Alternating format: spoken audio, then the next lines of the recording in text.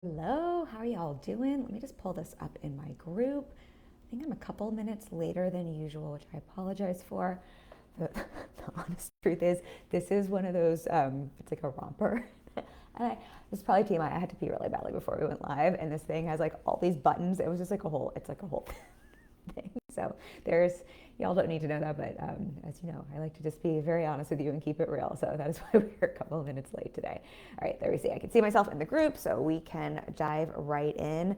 Today is going to be a good, they're always, I think, important conversations, but last week we talked a little bit more about the mindset, energy, manifesting side of things. Today I want to talk a little bit more strategy. There'll be some mindset included, but I think this is a really important conversation. I've been talking with clients about this. I know some of them have had questions for me because they've seen some of the changes I've made, and I know for everyone this is important. So we're going to break down the exact changes I've made this year in my business to continue to make 25K to 40K cash months. This month we're on track for one of my best, if not my best, cash months of the year. So I'm sharing this all through the lens of just because I think there's been a lot of noise in our online space about businesses not doing as well, businesses closing their doors, and I have seen that in our space, but I've also just seen through my clients in my own business how business is also thriving and you can still make money, but we have absolutely adapted and made changes. So I want to share what those are specifically. I'm going to start by giving you a little bit of just kind of a business 101, just some things to think about with this conversation so that it can be applicable to you, because I think it can be really confusing. I know I talk about picking and sticking with a strategy, and now here I am talking about strategy changes. I think that can be very confusing, and I don't want you running off and changing a million things in your business you don't need to. I'm going to share what's been really humbling and also exciting about some of these changes in my business. And then I will share some of the exact strategy changes we've made, kind of what we've seen from them. If it ends up being more than fits into today's live stream, I can always do a part 2 if you're interested. Before I forget, because I always forget this, if you are live with me today, say hello, let me know you're here. I'm giving away one copy of my 6-week sales course, Sell Out Without Feeling Like a Sellout. This walks you through both the mindset and the strategy to build a holistic sales process that is heart-centered, it is service-based, and it's going to show you both how to think about sales, but also how to bring in those right fit clients, how to sell to them, how to book more clients and retain them. It walks through everything from more how to message yourself, how to host calls, how to follow up, how to navigate objections, all the things. I think it's a pretty great course. So one winner, all you have to do is let me know you're live. Any comment counts, so just say hi. I very transparently want to bribe you to be here with me live because I find these conversations to be so much more beneficial for everybody when we're here and we can have the conversation back and forth. And I selfishly love getting to hang with y'all. And I also know there's a million places you could consume content from, and it sincerely means the world to me that you choose to be here to consume this content. So it's my way of getting to say thank you. So let me know you're live, and we will give that away to one person. Okay, so let me start this conversation with a little kind of like a business 101, a recap, a reminder, so that we can understand the thought process behind these strategy changes. Because what I really want you to take from this conversation is more the thought process. I always think with my clients, right? It's not about a one size fits all approach. This isn't about you need to make the same exact changes, but I think the more we can understand the thought process of someone who's creating success, whether that's in business or anything we want, right? If I'm looking at someone who's created fitness changes I want, it's not always about exactly what they're doing as much as me understanding their thought process and kind of how that's affecting the choices, the decisions they're making, the actions they're taking. That can be really beneficial. So I want to start with that part. I think if you're on my email list, what I put in I'm just pulling my notes here. What I put in the email around this is I think what can be confusing is we do hear so much about, and I know I teach the whole idea of you want to pick one core strategy and you want to stick with that, right? The whole idea of pick and stick is, I think, the way a lot of people frame it. And I fully stand by that, even though I'm going to talk about changes. And I think what is maybe helpful to know is I've been coaching for 10 and a half years. I've been in business for 8.5 years charging for my coaching. I have had fundamentally the same strategy and the same core strategy, and I'll explain what I mean by that in a moment, for pretty much the whole time, but definitely since I've been fully booked. So I've been fully booked for 5.5, 6 years. I was probably working my strategy for about a year before that, as I was making my first 5K month, my first 8K month before I got fully booked and made those consistent 10K to 40K cash months. So I've been using the same core strategy, and I think that's just important to understand. And what is also true in business is that businesses, industries are not static. And while business foundations and our core strategy is really important to understand, we also have to be able to look at what's going on in an industry, what's going on in a market, right? We don't live in a vacuum, as well as being able to look at the data in our own business and what it's telling us. And I think 2020, if it showed us nothing else, showed us how important it is both to have that core strategy and also how important it is to be able to be willing to adapt to make those changes as needed. And both of these things live together. And this is, I think, an example of where two things can be true at the same time. And I'll explain again a little bit more what I mean by that, but I think that's really important to understand, because otherwise we just hear this as either like never ever change something. Right? Isn't that the definition of insanity, or the made-up definition of insanity? Like, do the same thing over and over again, expecting different results. Or, right, it's really easy to be in that place where you are working a strategy, it is working, but you're frustrated, you're uncomfortable, you're waiting for the results to come in, and you're hearing me talk about strategy changes, and to latch onto something like, oh, that's why it's not working, and to make a change you don't want to. And I don't want that to happen for anyone here. When I think about strategy and when I think about core strategy, so before we talk about the changes, I think this is helpful to understand. When I'm working with my clients, I'm always looking at their strategy really holistically, and I'm looking at three key places. I'm looking at their traffic, I'm looking at their leads, and I'm looking at their conversions. And I guess we could say, even bigger picture, I'm also looking at the back end, the service, the delivery kind of a team. So we could say five pieces there. But if we're looking more in terms of like strategy for bringing in revenue, I would say your back end, right, your delivery, your actual offer delivery, and your team or your systems and processes, your back end, are what are going to make you money, right? That informs the front end. But when I'm looking, like if you were to book a Your Marketing Multiplied strategy intensive with me, what I'm going to look at there with you is more that front end and how your traffic, your leads, your conversions are coming into play, and kind of what levers are affecting that. And so when I think of a holistic strategy, that's what I'm thinking about. What I find happens for so many people is they're really just focused on one part of that strategy, right? They're just focused on conversions, or they're just focused on traffic, and that's oftentimes where we're not getting the results we want, right? Because we're just focused on one part of this holistic picture and pie. And so when we can see this holistically, right, it's a lot easier for us to see all of these components are important, but then it's also easier to see what levers need some attention or love or need to be adjusted, or what levers we want to press more of. So hopefully that makes sense just kind of as a picture. If you join me for the fully booked method, the masterclass I ran a couple of weeks ago, one of the things I shared is that currently on sales calls, I have about a 92-93% conversion rate, which is kind of silly. And I don't say that to do this. I think I shared this in the live there. I think if I were brand new and I was suddenly hosting like free sessions, I do not think that would be my conversion rate. I really think so much of that has to do with both my marketing, but just the availability I have. And because I have limited availability, by the time someone gets on a call with me, right, they're more likely to already know they want to work with me. So just to give that context there. But because of that, right, when I look at my holistic strategy and I'm seeing changes in the market, I'm seeing changes in the industry, I'm seeing changes in other parts of our strategy, right? I can see what I don't need to change in my business is really looking at like, how do I increase conversions? But if I'm noticing, oh my gosh, things are slowing down in the industry, and I'm noticing, oh, I'm seeing other people, struggle with revenue, and like we want to make sure we stay in business and we don't have that problem, right? I can see that's maybe not a challenge, but let me look at these other levers. Are we still getting the same number of leads? Do we still have the same pipeline that's full? If not, maybe that's something I need to look at. Do I still have the same traffic that I was getting before? If not, maybe that's something I need to look at. Right? So it just helps me understanding this holistically to keep my core strategy the same, right? But to see where I might need to make adjustments or changes, right? Or if I had traffic, if I had leads, if I had conversions, but people weren't sticking around, or I wasn't getting client renewals, right? I might want to look at my offer. Or if I was feeling really overwhelmed, right, I might want to look at the back end in terms of systems, processes, team support.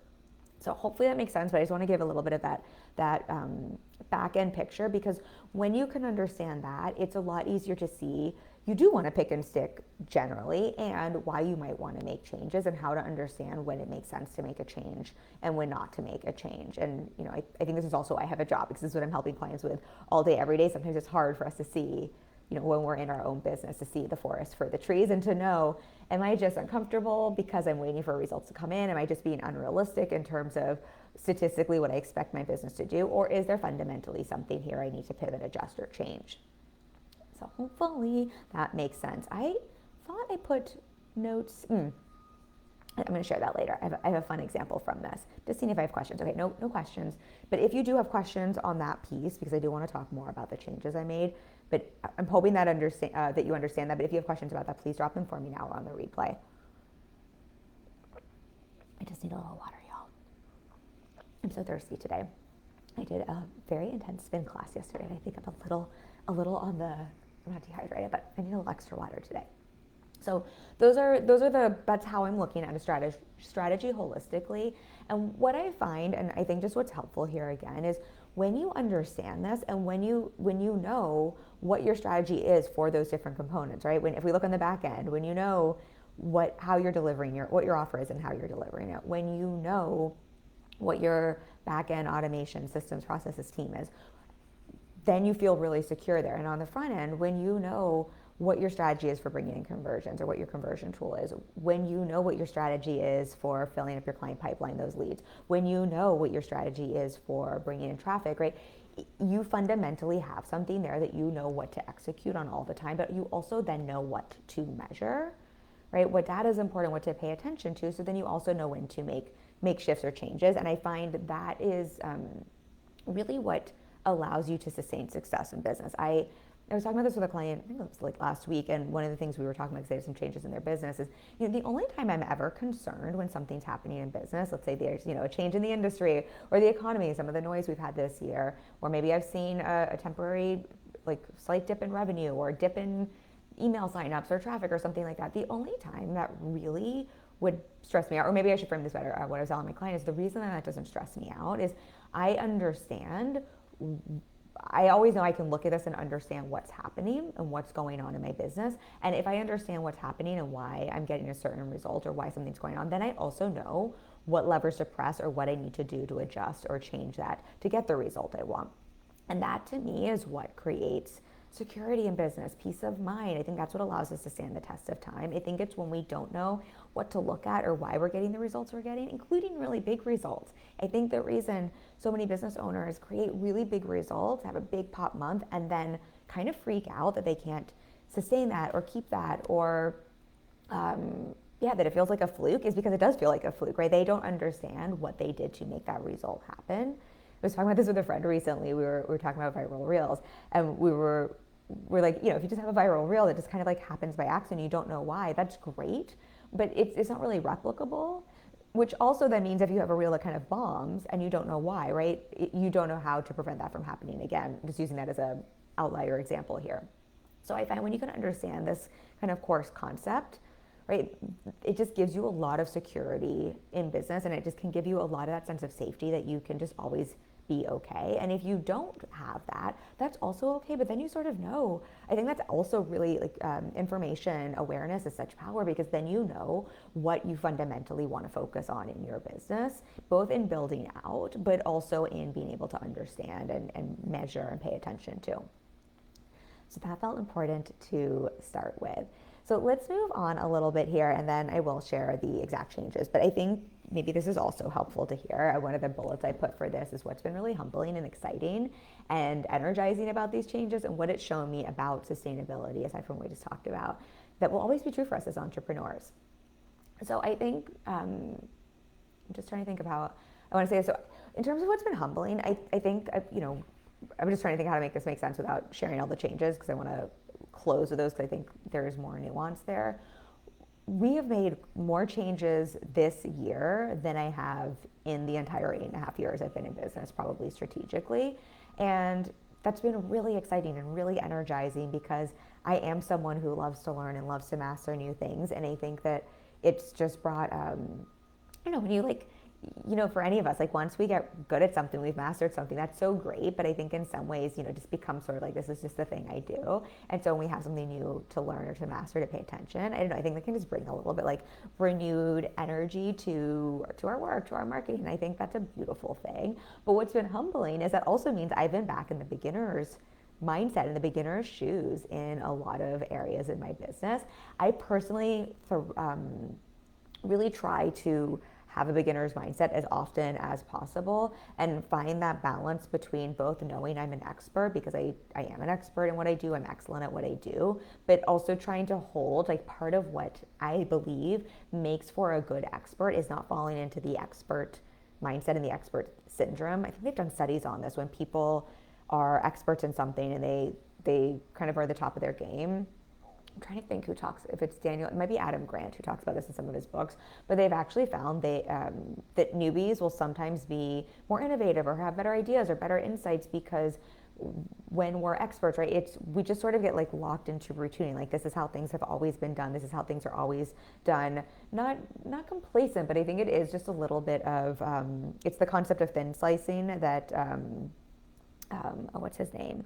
I've met him in person. I can see the book, but you know what I'm talking about with thin slicing. I'm sure you do. When you're an expert in something and you can just very quickly come to a conclusion because you just have so many other data points from your experience to be able to make a conclusion, and which is great. I think it's really beneficial. Like, I think one of the values I give to my clients is I've been doing this for so long. I've seen behind the scenes of so many businesses. In a very short amount of time, I can usually kind of thin slice to probably what the problem is and what the challenge point is and what we need to focus on to get a result. And I think that's really valuable for my clients. And if I get so locked into that, where I don't have a little bit of a beginner's mindset and a little bit of that mindset I think I shared in the masterclass of like, I don't know shit in terms of I don't know everything, it's very easy just to kind of fall into the trap of one size fits all. Everything is the same for everyone, to miss some of the nuances, to not treat every business individually, or to just get stuck in a rut in business, kind of like doing the same thing over and over again, expecting different results like we're talking about when there's a need for change. And so I think really trying to find that balance of both knowing you're an expert and that you know your shit and like trusting those thin slices and those, we could call them intuitive hits, but sometimes it's just, if you've been doing something for a long time, then you also build up that ability to pick things up quicker, faster, easier. Trusting that, coupled with remembering that we're always learning new things. Like, things are always changing, adapting. We can always learn something new. We can always both be a beginner and an expert at the same time. And so I find that to be a really powerful place to coach from, but also a really powerful place to run my own business from. If I just assume I know everything in my business because we've had previous success, I think that is a trap for businesses where we get complacent, we rest on our laurels, but also where we start to miss the tea leaves, so to say, in terms of what's changing. And so not to like then have the pendulum swing and to freak out, but I do really find that trusting you're an expert and that you know what you're doing balanced with that beginner's kind of newbie mindset and approach and curiosity, really, really, really powerful. Again, both as a business owner and as a coach. And so that's also, though, what's just been humbling, because of that, I've been really willing to try and test some new things. But that means I've been having to test some new things. If it's 8.5 years of my business, right? I started some of these changes about in the last year, 7.5 years, 8 years into business, where I'm already saying I'm an expert at certain things, and I've had to test some things. And like for Reels example, or one of the things we started implementing and focusing on Instagram, and kind of being a newbie at it and kind of sucking a little bit, and not in a bad way, but just in that way, like, I'm a beginner, I've got to learn this, like, this is a new skill set, this is a new tool, this is a new approach we're trying. And so I want to reflect that here, because if that's true for me 8.5 years into business, I think that's true for any of us, and this will be true for me again, because I'm sure 3 more years or 5 more years or 10 more years, whenever that is, like, business will not stay static. This will happen again. Things will change again in our space. And I feel like I've had so many conversations with y'all about this. Like, I do not want to be a Blockbuster. I want to be a Netflix. But in order to be a Netflix instead of a Blockbuster, right, it's not just looking at messaging and updating messaging. It's looking at everything in my strategy and being willing to be a beginner and test and try new things. And that is both exciting and invigorating, and I think really great energy to inject into the business, and it is very humbling. And I don't think that's a bad thing, but I do think it's just helpful to normalize, because otherwise, when you're in the humbling portion of it, I think it can make you feel like you're doing something wrong, as opposed to, no, I mean, that's just being a beginner at anything. And it's crazy for us to think just because we've had success in one area of our business that we're going to start kind of at the top, so to say, when we're trying something new. So I hope that perspective is just helpful, maybe in permission giving for you, whatever it is you're currently implementing or growing through in your business. The other thing here that it's shown me, and then I will share some of those specific examples, but again, the specific examples I think are helpful to hear. Some of it is what's just shifts in our industry, and I think some of it's maybe just interesting to know and to understand what business owners are doing. But really from this conversation, what I hope you walk away with more than anything is not the specific changes I've made, but again, my thought process behind it, how I'm approaching business, how I'm thinking about making these changes or not making changes. I think that's the more valuable nugget that I really want you to play with and to integrate. But what this year, and having, again, we made more changes in this past year than I probably have in the last 7.5 years combined, like kind of total. So that's saying something, but it's just really shown me how, what I was saying at the beginning of our conversation, how business principles, like the foundation principles of business, are timeless. They do not change. And what I mean by that is, I'm going to share an example of Abercrombie and Fitch, but just what worked in business 100 years ago is still what works in business today. What changes is the platforms, the tools, right? The market, the industry, like trends, the way in which we implement some of those foundational principles, but the actual principles really don't change. And so I think if you can understand the core principles that run a business and that drive a business and that drive revenue and that drive sustainability and scalability, if you can understand those, you're really unstoppable in business, because then if you can understand those principles and understand them in your business, but then also understand that nothing is static, and what's the quote? It's like nothing is constant except for change, right? That things will always change. If you can hold both of those in the same time or at the same time, I think that's what really allows you to be successful and have your business stand the test of time, because then you can see, if I can understand these core principles and how they apply to my business and my work, but understand the way in which the platform, the tool, the way in which I implement these might shift and change, right? Then you're able to shift and change with the times and with what's working at any given time, or with what your business is telling you it needs, without sort of losing the plot and just chasing trends, without bringing in those fundamental principles that make any trend or tool or tactic work for you. I find what happens in our space is there's a lot of teaching around tactics and around tools and around hacks and around tricks, and it's not that those are bad or wrong, it's just that's not what creates sustainable results. Those work for you if you have the foundational principles and strategy to leverage those tools, those hacks, the platforms, the trends, right? But we get very wrapped up in our space, and I've just seen, unfortunately, a lot of people spend a lot of time, money, and energy chasing kind of trends and tactics instead of chasing core business foundations and principles that they can then apply to those trends, those tools, those tactics. Hopefully that makes sense.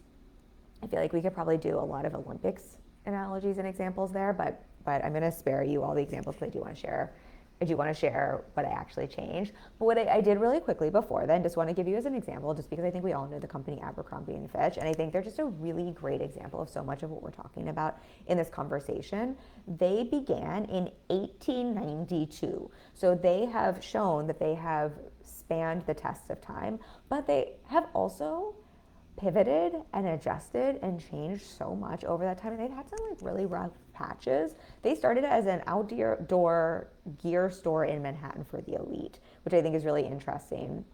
And then I looked up these details. In 1904, 1907, it was the sole owner sold the shares, and it became more of an outdoor gear store. So in 1939, Abercrombie and Fitch, the like store that when I was a teenager, I actually worked at Abercrombie and Fitch in college, which I'm a little embarrassed to say. I hated it so much. That was the time when it's like it smelled like perfume everywhere, and you had to like wear certain clothes. I don't know, it was kind of a really bad, toxic environment. Not to hate on Abercrombie, but to think of that Abercrombie, which is how I think of them, which isn't even 2024 as Abercrombie. In 1939, they were the greatest sporting goods store in the world, I think is fascinating. And then in 1970s, they filed for bankruptcy. They closed their doors for a year, 1976 and 1977. They were purchased, or they were rebought and they were then reopened later. And so in 1988, Limited Brands, which is a company, this is like way more information than you know, but they acquired Abercrombie and Fitch kind of as we know them today. And that's when they started becoming a clothing store. But I think what's really interesting is over the last 7 years, they have been a dying brand, right? They were just like a store in the malls that they were like really suffering with revenue and sales. And over the last 7 years, they really have made a lot of changes and overhauled both their messaging, the way they present themselves. They've really changed their brand, right? They used to be kind of like all about sex appeal and kind of all the gross stuff I was talking about when I worked there. And they've just overhauled all of that and been like just more modern, more inviting, better suited for their target audience. They've just done a lot of work there. And I think that's just such a great example of how a company is willing to really look at the data, the feedback, the changing times, and to see what worked at one point might not be working anymore. But if you keep doing the thing that wasn't working and hoping it's going to keep working for you and you're getting the data and evidence it's not, that's what causes a business to go out of business. If you're willing to keep looking at what is the industry telling me, how can I fundamentally, right? They're fundamentally keeping their strategy the same, right? They're still a store, they're still offering clothes, they still probably market in pretty similar ways. It's just the way in which what's going into that strategy and maybe the trends and tactics have changed, but the fundamental, like they're still selling clothes, right? It's a lot of it is still very, very similar. They've just been willing to adapt and change with the times, and that's why they're not out of business in 2024 and actually really turned things around. So I don't know if that example is exciting to hear. I find examples outside of our space really valuable because I think I said this in the Fully Booked Masterclass. I'm always interested to see companies like Abercrombie and Fitch, not only that, I mean, they've been around for over 100 years, but I always like to think about they have so much more money they're pouring into advertising and such a larger revenue, like a client-based revenue base, which means they just have access to so much more data and information. And so paying attention to what a company with that much data and information is doing when they do it successfully. I mean, when they don't do it successfully, I think there's evidence there as well. But success leaves clues, right? I think that gives us some really interesting insights into what it takes for a business to span the test of time. And that yes, certain things do stay static, but there are absolutely times we want to pivot, make adjustments, and within that, right, the core strategy might stay the same, but the way in which we're showing up to use those components of the strategy might look very different. Okay, let me share the changes I've made. I'm just trying to think of how to frame that. I'm going to share some changes we've made this year. In some cases, some things we've even stopped doing these strategies. And I'll share a little bit as to why we've made these changes and how some of these things, I think what's helpful to understand is some of the changes we've made are things that I used to teach a couple of years ago. They are things probably a couple of years ago I might have said we would never do. And maybe that's a humbling piece as well, just to say, where it's like permission. Like I really believed that a couple of years ago, and then the landscape changed, our online space changed, our industry changed, right? And with new information and with new experience, with new learning, right? Permission to change your mind. And that's one of the biggest gifts I've given myself as a business owner, is to really make a decision and back myself in it, knowing that I'm allowed to change my mind as new information presents itself. I say that with one-on-one all the time. I have no intention of not offering one-on-one. That's all I offer. That's all I've offered for a very long time. That's my plan with my business. And I feel really great in that decision and backing myself in that decision, because I also know if things change in 2 years and new information presents itself, or I have different goals, or my life, whatever, if anything changes, I fully give myself permission to change my mind and to choose a new direction.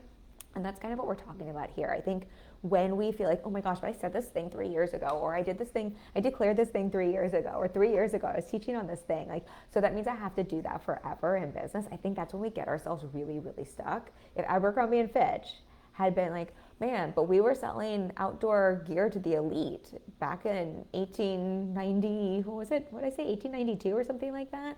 There's no way we can change things. Or if they're like, no, we've been this like sexy brand that sprays way too much perfume everywhere, and that's what like was working for us, and like that's who we said we were, we can't possibly change, they would probably be out of business. They already went bankrupt once, right? They would just probably flat out be out of business instead of turning things around. And so I think it's like that dichotomy there of like both being willing to make a decision, go all in, back yourself in it, but also being able to hold that new information can present itself. The world can change and you're allowed to make a new decision at any time. Just being really mindful of where that new decision comes from, that it's coming from a strategic place and not from a, I feel really uncomfortable, I'm not getting results fast enough place. I think that's when we get ourselves in trouble. And I'm just gonna say, I know I said this at the beginning, but some of this is what's working right now in our space overall, and some of this is really my business specific based on my data specifically.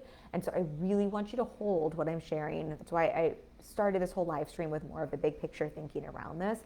Do not hear, please, please, please, for the love of all things good, do not hear this to me, and now these are the changes every business should make, or because I made this change, that might be the right change for you. For some of my clients, I've quite literally suggested they do the opposite of what I've done based on their business, their data, kind of what's going on for them. So I want you to listen more to, oh, it's okay to make changes and why I've made some of these changes, not this is now the specific change you need to make in your business. That is just what always gets us in trouble in our online space. Your business is not my business, which is a beautiful thing. Like none of our businesses are the same. So I know I keep saying that, but just because I'm not coaching everyone here one-on-one, it feels so important to highlight that nuance, because otherwise, I don't want someone taking this and running the wrong way with this. Okay, so one of the things I used to teach on and do not teach on anymore, and honestly do not use at all anymore, and I used this before, but I use this more because it's helped my clients in the past, and I don't even know if this is necessarily ever a way I really thought about content, but it's content pillars. I think when I came into the online space, content pillars were a really big thing. It's not really how my brain works creatively to think of content, but I know for a lot of my clients it was really, really helpful. And not that there's anything wrong with content pillars if you're using them, if they're working for you, have at them. But I have really moved away from those and moved away from teaching around those or teaching those to my clients. And not that my clients, again, can't use that if that's something that's helpful for them. But one of the reasons for that is I've just seen how much content has really shifted in our space. And again, this is where it's like the fundamental core principle in terms of using content for marketing as a way to build relationships, as a way to connect with people, still there. I'm still showing up to share content every single day. I still do lives every week. Like the core strategy is exactly the same, but the way I'm thinking about it, or the way we're even creating some of the context of some of the content has changed dramatically.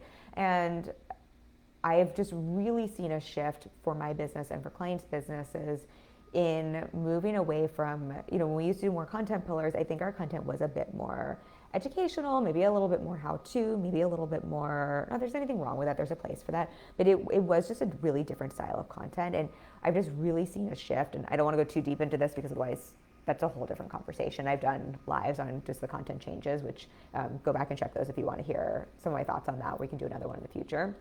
But I find the content pillars really kind of box me and other clients into kind of that old way of working content, as opposed to really thinking more about what's working today, which is a little bit more of the storytelling and strategic vulnerability, and bringing more of that relatability and like slices of life into content, and still teaching, but teaching in it's just a different style of teaching than we used to teach in the past. So that is one thing I used to teach, and I don't teach anymore. I don't think there's anything necessarily inherently wrong with it. I just don't think that's necessarily the way we're thinking about and creating content in 2024. And who knows, the pendulum might completely swing, but I don't think so, just because of things like ChatGPT and the information that's available to us. And I think just in terms of what people are craving, I don't see that changing anytime soon. But I mean, who knows? I could be wrong. I don't have a crystal ball, but that's my thought there. The other thing here, and I think this is maybe just helpful to understand, I was a guest speaker at one of my friends' masterminds recently, and I shared this with the women in the mastermind there. About a year and a half ago, I took back content creation in my business. So I've always created our higher level content, my lives, my podcasts, but for a while, I had a copywriter on my team who was repurposing my podcasts and my live streams into written content to help with content creation. And that is something I fully believed in. It was right for my business. I coached my clients to do the same, to buy back their time. And that is just something I fundamentally, and I had a great copywriter, like she's brilliant. So I had nothing to do with her, but I've just seen such a shift in terms of my need to be the one, because so much of content is so much more personal now, to like bring my own voice to it, to create it myself, that I have taken content creation back fully in my business across the board. I think if I were selling maybe courses or bigger programs, I might bring on a copywriter for like sales page copy or something like that. I think there's definitely, I have a friend who's excellent at that, by the way, if any of y'all are looking for a copywriter for that. I think there's definitely times and places for that. So do not hear this as like there's not a good place for a copywriter, but this again is just to hear that that I really saw a place of, in the past, I needed content more just to kind of keep the ball moving. And so having someone to help me create that content just to get more stuff out was really valuable.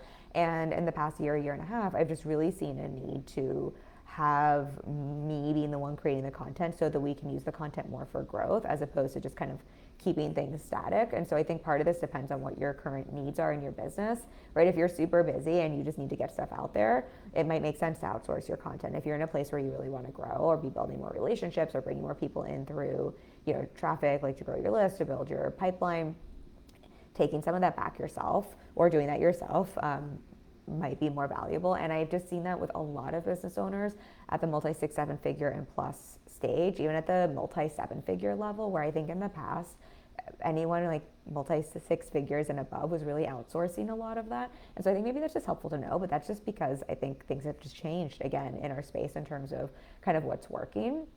And with that, we create less new content now. I think we had times where we were putting out like 10 posts per week, if not more. We were just cranking out so much content and repurposing a lot of content. And again, there's times to repurpose content, but we now have cut down how much new content in terms of posts, like daily posts.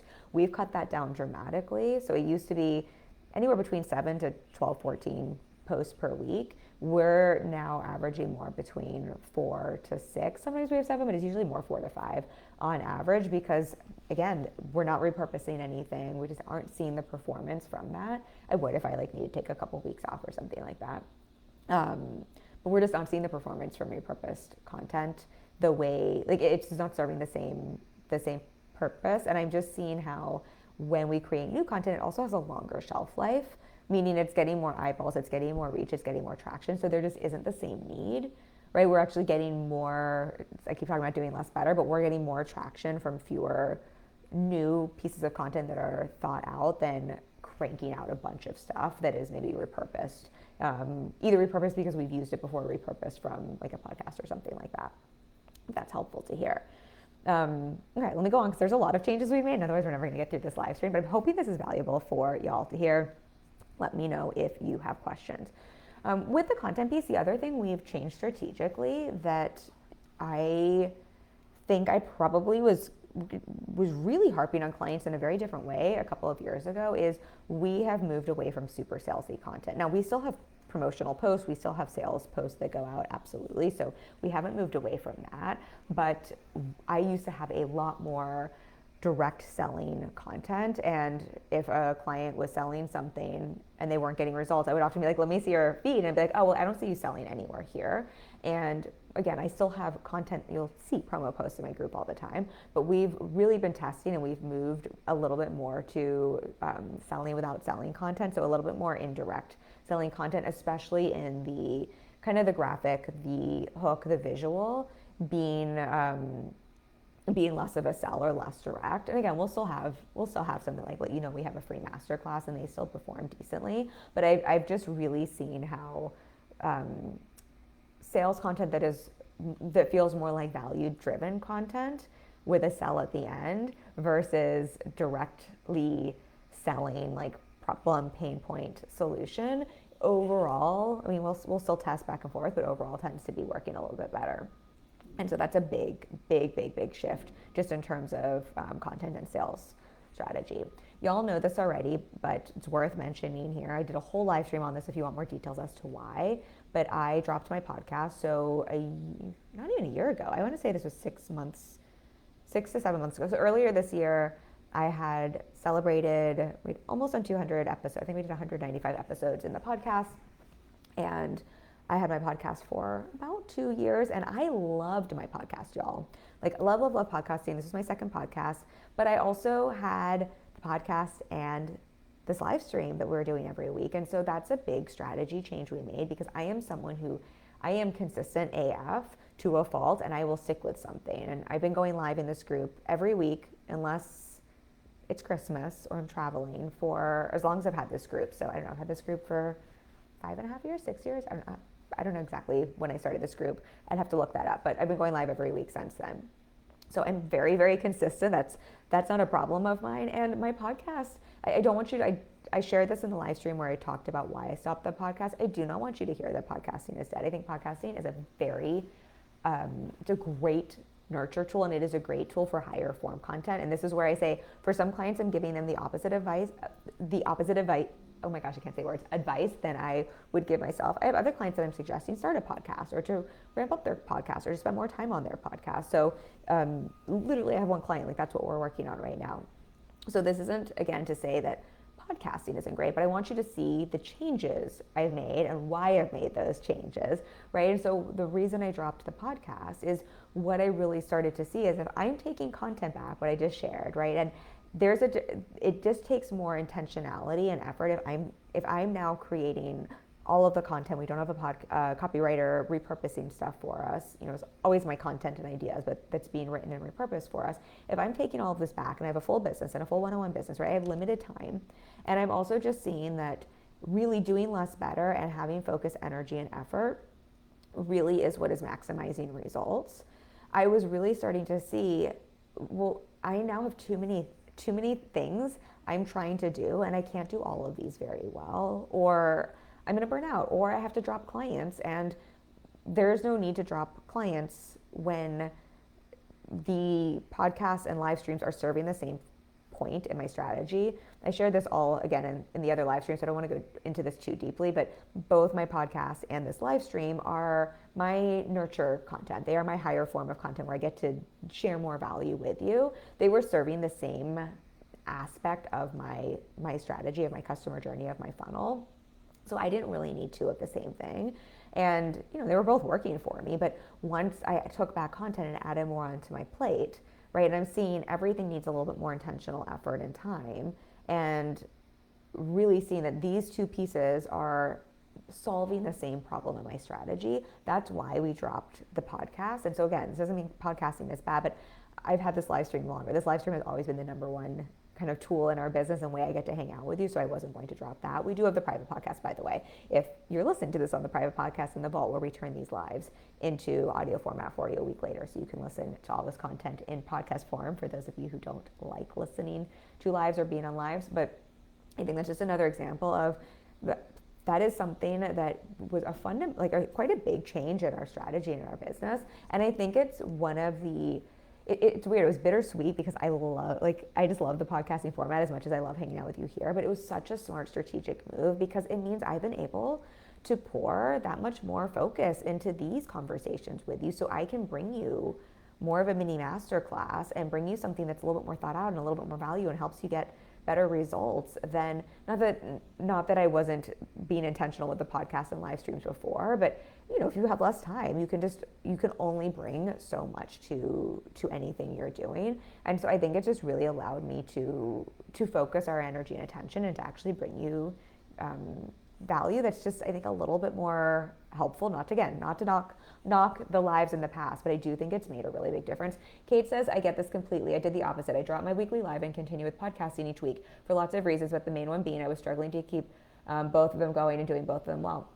Yeah, I think that's just so helpful to see, and I think just so helpful. Like, Kate, I appreciate you saying that. I think what is just so important here is, and for you, Kate, and seeing it's just the opposite, but it's both our podcasts and our lives, they're solving the same.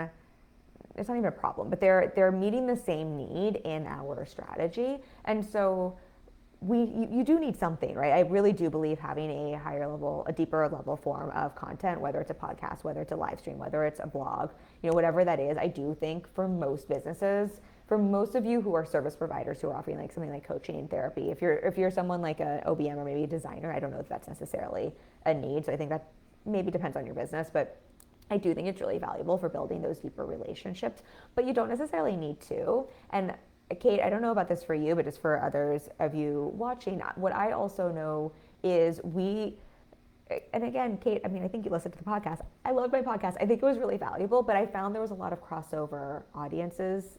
it was the same audience pretty much. Maybe there was a few people who weren't. So I was in some ways making it a little overwhelming for people, because at one point we were doing 2 podcast episodes per week, and I don't think that people don't benefit from more content, but we had 2 podcasts per week. We had the live stream here. I had, I think, 4 or 5 emails going out at that point. And that's a lot of content for people to consume in a time where I think people are also really, we're just all overwhelmed and inundated. So I also think in some ways, bringing the same material, but I mean, look, let's be honest, I am long-winded as fuck. Like, we're going to be here live for an hour. My masterclass read for over 2 hours. So I'm not saying that I suddenly got super short-winded, but it allowed me to condense everything for y'all, so you can get it in a couple of places and get everything you need, as opposed to suddenly feeling like there's all this content to keep up with, which I think we don't even realize sometimes we can sometimes almost be unintentionally overwhelming our audience. And depending on your audience, that, you know, I think the whole idea of like more is more. I think there was a time where it's like emailing your list every day was beneficial. And there are certain audiences where that is true. But I think for many of us, especially those of us who are selling higher ticket offers, I think sometimes it can actually be a little bit overwhelming to people on the other side, even though that's not intentional. Anyway, I'm going down a tangent there, but if that's helpful to hear. So we dropped the podcast. So two other big ones I really wanted to share with you, because I think these are interesting, and both of these are strategy changes that I think if you had asked me, I don't know, 2 years ago, if I would have done either one of these things, I probably would have told you what I said earlier. Like, I'm always available to change my mind. I'm always available, like, you know, to learn something new. But I probably would have told you at that time, neither one of these were on my radar, and that I was pretty sure I would never do either of these in my business. And so I say that again because I think this is also where things get humbling, and where it's just helpful to see you can make a decision and back yourself in that. And it's so important, because we have to do that we need to be all in and sold on what we're doing at any current stage of our business, and as new information, as new data, as changes in the industry present themselves, also being available and open to saying, hey, that's what I said 2 years ago. Now it's 2 years later, and I've completely changed my mind, and something very different is true. And so one is shifting to focusing on Reels and prioritizing Instagram. I am pretty sure I thought I would never really get into Reels, because not even that I judge, it's just like I had no interest in the style. And this Facebook group has always been my number one, like, my community, my focus, where my leads come from, like where I like to focus my time and energy. So, I mean, that was true. And I really believe in picking one platform, sticking with it, and really working with it, and like working instead of spreading yourself thin. But Reels just also weren't like, just not like where I wanted to spend my time and energy. And that is now what we are prioritizing in terms of, we create content for Instagram first. That's what we're prioritizing. I mean, I will always prioritize y'all. This is my like OG space and my like favorite place to hang out for like lives. But in terms of creating new content, it's on Instagram and it's Reels. And I've had a blast with Reels, and I have very intentionally been focused on learning them and mastering them and being able to help clients with them. And so what I'll say there is, this does not mean that Instagram is the best platform to be on and Reels are the best platform to do. I have plenty of clients where I'm like, do not spend your time on Instagram, spend your time over here. What is true in my business, and I think it's just helpful to understand the thought process behind this, is my Facebook group is a well-oiled machine. Like, I have been showing up in this group every single day for years. Again, I don't remember how many years. Kate, I think you're one of my OG, like, first, like, we had like 100 people in here. So I don't know, has it been 5 years, 6 years? It's been a long time, right? I've been showing up every day. I've been live every week. This group now pretty much grows itself. If anything, we turn, and I don't mean this to pat myself on the back, it's actually kind of a pain in the butt. We turn away more people than we let in, because we're on so many lists for not scammers or spammers, but people who aren't going to be a fit for the group, and would just have this group be full of people just pitching you all day long. So we have to now spend time and team energy filtering through people, and we legitimately turn away, I would say, over 100 people per week, if not more, which is a good problem to have. But in terms of like, this group it's engaged, it's active, and it's really easy for us in terms of like, I've got my lives down, I'm showing up for y'all. Like, it's easy for me to run this group. So it was okay for me to say this group isn't a good place for me to stack on or to add on another focus. I would never have focused on another platform if I didn't feel like that was true with my group, right? If I didn't see that it was growing, if it didn't feel really easy to run and maintain, and if this, because this is a part of my funnel, I love giving you all value. I love getting to connect with you. Like, it is one of my favorite things outside of serving my clients, and I'm a business owner, right? Two things can be true. This is also a funnel for us that brings me clients. Like, both of those things are true.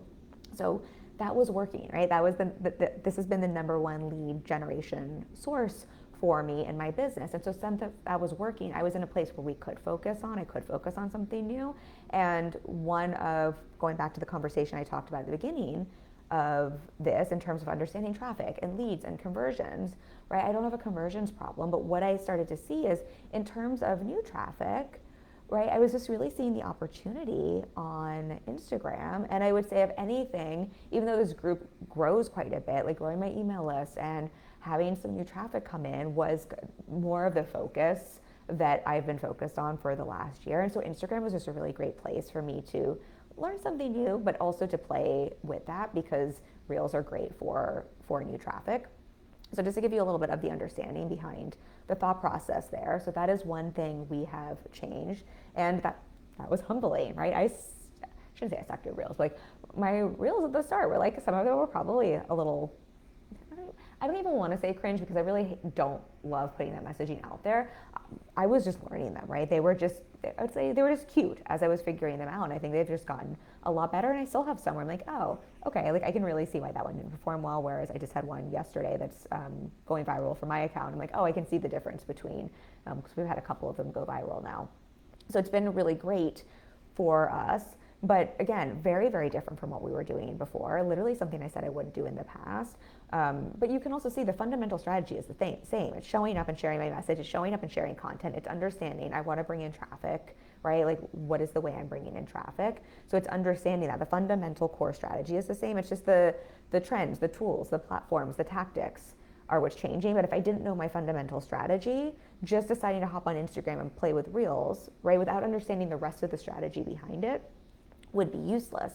The reason that made sense is for all the reasons I just shared with you, and on Instagram, right? It's not just about getting traffic. I understand how to turn the traffic into leads, how to take leads into conversions, right? How to deliver a really great offer and service on the back end, and have the systems and processes to support all of that. That's why a shift like that makes sense. Otherwise, on its own, Reels are not a strategy. Instagram is not a strategy, right? It is a platform. It is a tool. It is a tactic, so to say. And I think that's just, again, why I want to be so mindful with how I share this, but so you can understand that.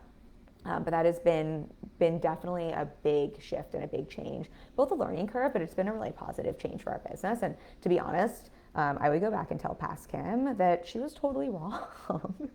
And wrong in that, like, I just didn't think I would enjoy it. It's been really fun. And this is part of what's also talking about the energizing. You know, having something new to play with has been very energizing in my business, because we have been doing the same thing for so long. It's been fun to try something new and different, to find a different way to express the same message and the same content, because I've been sharing pretty much the same message. Yes, we make updates to it, but I've been sharing the same message for like a long time, 8 years, I don't know, a very long time, because I started as a general mindset coach, but maybe 7.5 years. So it's fun to have a different way to do that as well. Okay, so the other big piece here that I wanted to share with y'all, that I think, again, past Kim, we're going a little long on this one, y'all, but I don't have a call right after today, so I'm going to go on, because I think I'm hoping this is valuable to hear.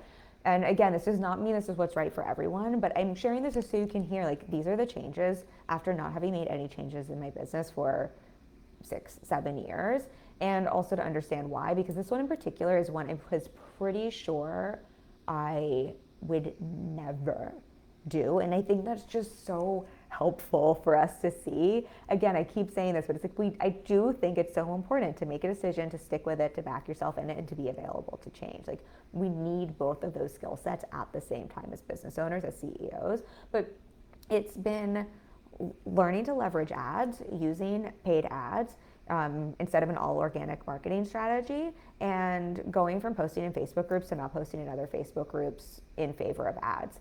Now, I'm going to say a lot of things here. I do not think ads are right for everyone. I really don't. And I do not think ads are right for every business, for every stage of business. I don't even necessarily think ads are what my business needs as a one-on-one coach who's fully booked. And so I'll explain why we're using them. But I want to say that because, again, otherwise we hear these things and we're like, oh, ads are the things that are working in 2024. And that's just not not the case. I have built a multi-six-figure business. We're, I think, $8,000 away from being $1.5 million in the last 5.5 years. So I could say 1.5, but that feels out of integrity until we've crossed it. So we're at almost $1.5 million in the past 5.5 years from a one-on-one model, all from organic marketing. So organic marketing works. I am primarily an organic marketing girl. I think organic marketing, especially for those of you who have service-based businesses that are selling high-ticket offers where you don't have a high volume of spots available, where having endless traffic is going to serve you. I think organic marketing is really powerful and really works. It's what's worked for my business. We've grown this group organically. I share this in the Fully Booked method. My email list is still pretty teeny tiny, and I make multi-six figures from that teeny tiny email list, right? Like, I just don't think you need big numbers when you have a high ticket offer and you don't have a ton of spots available. I think if you're selling something like a course, ads tend to be, unless you're just super viral with your content, but even if you are, because a course is you can sell unlimited spots, ads start to really make sense to amplify that and to leverage that. But what is true, and if this is helpful to understand why we started testing and using ads, is what is true is every business, remember what I talked about at the beginning with strategy and those 5 components, right? Every business needs traffic and needs new traffic. That is just fundamentally, we always want to have new traffic coming through the door. That is what we're doing with organic marketing, right? That is what we've always focused on. The way we've primarily brought in new organic traffic in the past has been posting in other Facebook groups, which has worked really well for us. Again, that's how I got Fully Booked the first time. That's how I've stayed fully booked. That's how I've grown my audience. That has worked really, really well for us. And then remember what I was saying, like that was just kind of the place I was seeing the biggest opportunity for us in my business this year. So into Instagram, right? And Reels are bringing us in organic traffic. Like all of these ways work really well. So I want you to hear that, because for a lot of you, ads do not make sense. And a couple of things are true with ads. One, I was really curious about ads just as a tool and just as a business owner. I do not think this is necessarily the best reason to invest in a program or as a course, or that I need to know ads to help my clients, but I do have clients who use ads, and I understand them from a conceptual, from a strategic standpoint. But part of me wanted to learn and to get in there, because I do think there's just something different about when we are actually implementing something versus when we understand the concept of something. And I wanted to test them myself, right? Like, I don't think I necessarily have to be an Instagram expert to help my clients with Instagram and Reels, but the fact that I'm implementing them and seeing what works and doesn't work and having some Reels go viral, like I think that does help me, fundamentally just understand them better. And so it's kind of the same thing with ads. I do not think as a business coach you need to be an expert in all the things, right? I have clients who use LinkedIn and Pinterest, and I'm not an expert in that. So, but I have a good understanding, and I've also dabbled in both. But this was something that just felt, it was a skill set that I really wanted to have as a business owner. Maybe that's a better way to frame it. Like, it felt like a skill set that I wanted to have, because ads, like anything in our business, like marketing, like sales, these are skill sets we learned. So it was a skill set I wanted to learn. And I was also really interested, just from a testing business perspective, knowing that traffic is really the place I saw the opportunity, because one of the things I'm interested in is future-proofing my business, and not just looking at today, but looking at, we've grown big audiences on social media, but I just have never really prioritized email list growth. So you can grow a very successful business with that. We just with ads crossed 1,000 people on my list. I had 800 people on my list making $350,000, $360K per year up until 3 weeks ago or something like that. So just to say, you don't need a big list to make good money. But that was something I'm really looking at. How do I, just seeing the changes in our online space, I do think having an email list is important. Like, I'm just thinking years down the road and just thinking about filling our pipeline, and like that's the place I see the opportunity right now. And so ads just seem like an interesting way to play around with that. And one of the things I was also interested in is it's not free for us to create organic marketing. I think we hear organic marketing and we think that's the free way to get traffic in business, but it's either my time or my team's time, right? It takes my time to create content. It takes my time to create Reels and all of that. And it also it costs us money, right, to keep this Facebook group. I'm paying my team to run this Facebook group. Don't worry, the Facebook group's not going anywhere. These lives aren't going anywhere. I pay my team to post on other Facebook groups, right? Like, there's nothing about organic marketing that is free. It's just it's just a different strategy, really. And so I was interested in seeing what is the cost difference there, and would ads allow us to leverage my time a little bit more and the resources we're pouring into my business a little bit more, quite honestly. And so that's one of the reasons we also wanted to test. And currently, because we're getting a really great cost per lead, and because and this might change, and then we will change the tool we're using, right? Like, just like if I see Instagram stop working for us, right now Instagram is, if it's helpful to hear, because we focused on that very intentionally, it is bringing me the same amount of traffic and the same number of leads. It's pretty much on par with this Facebook group. So that's what we've built it up to over the last, I don't know, 8 months or so. So I think, that's been very intentional. So, and if that stopped happening, right, then that would mean I would either need to adjust something, or I would stop using that tool or that lever. That's kind of how I'm looking at Facebook ads. And just what we're currently seeing is, because we've gotten ads really working for us strategically, and the cost per lead is stupid low, it's actually less expensive per lead for us to pay for ads than it is for me to pay team to be in groups, or for me to pay in terms of like what it costs my time, my team, for bringing those in, because nothing is free in our business, right? It's just different tools and different ways we think about it. And so this is maybe way more information than you all need to know, but I think sometimes it's helpful to hear the thought process behind this. So currently, that's a big change we're making. And this is, again, I want you to hear this, because I have been doing the same strategy and it has worked for us, and it still works for us, right? We have been posting in other Facebook groups and leveraging organic content in that way for a traffic source for, I think because I think I did that before my group. So I think for at least 7 years. That's a long time. And it still works for us. Like, that's the thing I want you to know. Like, it still works. It's just I'm now seeing another tool that is working a little bit better. So I'm going to use that tool that's working a little bit better until that stops working for us a little bit better. And then if that stops working for us a little bit better, let's say ads become too complicated or too expensive, then I'm not going to be like, oh my God, ads are because I understand organic marketing, because I understand my fundamental strategy, I'm not locked into I'm not like trapped into any platform or any tool, right? If Reels suddenly stop being the thing, right? I'm not locked into Reels, but I fundamentally understand my messaging, my content, how to leverage a platform, how to understand a platform, and then I'll switch it up to carousels, or I'll switch it up to whatever, holographs, whatever we're doing in the future. And so that's more the piece I want you to understand here. It's when you understand your core strategy, how it holistically works and the pieces of it, you can then adjust based and use the different tool or the different platform or the different trick or the different tactic based on what best works for you. And then you also never have to be scared when things in the industry change, because you can take that core strategy and plunk it into something else. It's when we don't understand our core strategy or what our core strategy needs attention or how to apply those pieces that we get really wrapped around figuring out what the hack or the trend or the tool or the platform of the moment is. So it's not to say those aren't important to know, but those only work for us when we have that other piece behind us. And that's, again, what just creates so much security, stability in your business. So that's the last one I'm going to end on. I think there's probably some other little changes that I made a list of, but otherwise we're going to be here for hours and hours, and I want to try to not overwhelm you with us all. But I hope this is helpful for you to hear. I hope both understanding the more the core concept here in terms of your holistic strategy, those pieces that fit together, how to think about your strategy, and then understanding how that applies to where you're showing up, where you're applying that strategy, and when you might want to make a shift or a change, as well as the changes that we've made, has been helpful. And I also hope it's helpful just to hear some of those changes someone in business after 8.5 years would make, and why. I know I'm always curious when my coach or when someone makes a change, just from an understanding business perspective. I think it's just always fascinating to hear, why someone's making those changes. So, Kate says, thank you, so helpful. I'm so glad. If you all have any questions on the replay, let me know. Just drop me a comment. I'm very happy to be an open book. If it's easy for me to answer in the comments, I will answer you directly. If it's a bigger, juicier question, maybe I'll do a live stream around it, but I always love to hear your questions.